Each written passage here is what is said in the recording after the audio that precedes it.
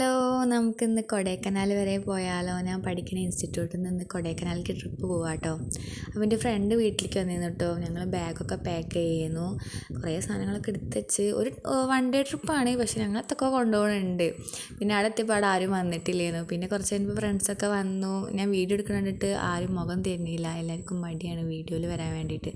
പക്ഷേ ഞാൻ ആരും വിട്ടില്ല കേട്ടോ, ഞാൻ എല്ലാവരും എടുക്കുന്നുണ്ട്. പിന്നെ ഞങ്ങൾ കോയത്തുനിന്ന് പിന്നെ ബസ് വന്നു കേട്ടോ. ബസ് വന്ന് പിന്നെ സീറ്റ് പിടിക്കുന്ന തിരക്കാണല്ലോ ഉണ്ടാവുക. പിന്നെ വേഗം ബസ്സിലൊക്കെ കയറാൻ നോക്കുന്നുണ്ട്. സീറ്റൊക്കെ കിട്ടി, പിന്നെ ബസ് എടുത്ത് കേട്ടോ.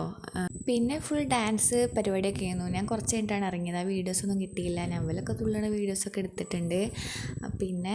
പിന്നെ കുറേ പോയതിൻ്റെ ശേഷം ഞങ്ങളൊരു പെട്രോൾ പമ്പിൽ നിർത്തിയിട്ടുണ്ടായിരുന്നു. എല്ലാവർക്കും ഒന്ന് ബാത്റൂമിലൊക്കെ ഒന്ന് പോകാൻ വേണ്ടിയിട്ട്. കുറേ ദൂരം പോകാനുള്ളതല്ലേ. അപ്പം പിന്നെ ഞങ്ങൾ പടക്കമൊക്കെ പൊട്ടിച്ച്, പടക്കം പൂത്തിരി അങ്ങനെ അടിപൊളിയായിരുന്നു പരിപാടിയായിരുന്നു. അവിടെ നിന്ന് തന്നെ വൈബായിരുന്നു. ഫ്രണ്ട്സൊക്കെ അടിപൊളി സെറ്റാണ്. ഞങ്ങൾ എല്ലാവരും പരിചയമൊന്നുമില്ല, ഓരോരുത്തർക്കും ഓരോ ടൈമിലല്ലേ ക്ലാസ് ഉണ്ടാവുക. പക്ഷേ ഞങ്ങൾ വൈബായിരുന്നു, അടിപൊളിയായിരുന്നു. പിന്നെ ഞങ്ങൾ ചുരം കയറാൻ തുടങ്ങി. രാവിലെ എല്ലാവരും ഉറങ്ങിയെന്നു കേട്ടോ. പിന്നെ രാവിലെയാണ് നീക്കുന്നത്. അപ്പോഴേക്കും ഞാൻ നീച്ചപ്പോൾ ചുരം എത്തിക്കണത്, അതൊന്നും നമ്മൾ അറിഞ്ഞിട്ടും കൂടിയില്ല.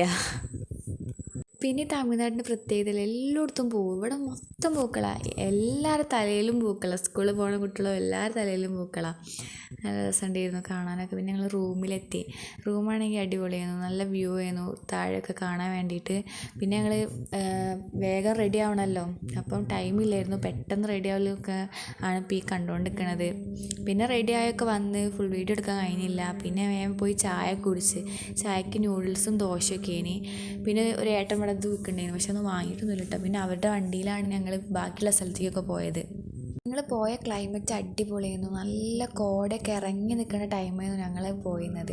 അതുകൊണ്ട് തന്നെ ഫുൾ കോടയായിരുന്നു. പിന്നെ ഞങ്ങൾ ഈ പർച്ചേസിങ്ങിൻ്റെ സ്ഥലത്ത് പോയിട്ടുണ്ട്, പക്ഷെ ഒന്നും വാങ്ങിയിട്ടില്ല കേട്ടോ. ഭയങ്കര റേറ്റാണ്, എന്ത് സാധനത്തിനും ഭയങ്കര റേറ്റ് അവിടെ. പിന്നെ ഞങ്ങളൊന്നും വാങ്ങിയിട്ടൊന്നുമില്ല. പിന്നെ ഈ സ്ഥലം ഞാൻ പേര് മറന്നുപോയി, അറിയണവർ കമൻറ്റ് ചെയ്യാം കേട്ടോ. ഇത് അടിപൊളിയായിരുന്നു, നല്ല രസമുണ്ടായിരുന്നു കാണാൻ. ഫുള്ള് മലകൾ, നല്ല തണുപ്പും അത്ര കുറേ ആൾക്കാരൊക്കെ ഉണ്ടായിരുന്നു.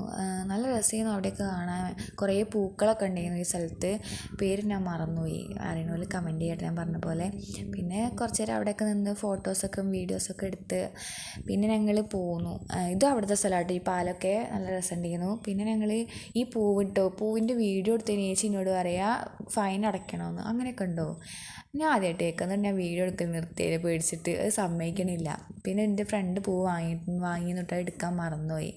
പിന്നെ ഇപ്പോൾ പോകുന്നത് ഞങ്ങൾ ഗുണ കേവിക്കാണ്. ഇത് ഞാൻ കാണാൻ നിന്ന സ്ഥലം. മറ്റേ ഫിലിമിലൊക്കെ നമ്മളിങ്ങനെ കണ്ടണല്ലോ, അതുകൊണ്ട് എനിക്ക് കാണാൻ ഭയങ്കര ആഗ്രഹമാണ്. അവിടുന്ന് ആ എൻട്രിയിൽ നിന്ന് ഒരു 50 മീറ്റർ നടക്കാണ്ട് കേട്ടോ ഗുണ കേവിക്ക്. ഗുണ കേവിൻ്റെ വീഡിയോ നെക്സ്റ്റ് പാർട്ട് വരാം. അപ്പോൾ ഓക്കെ.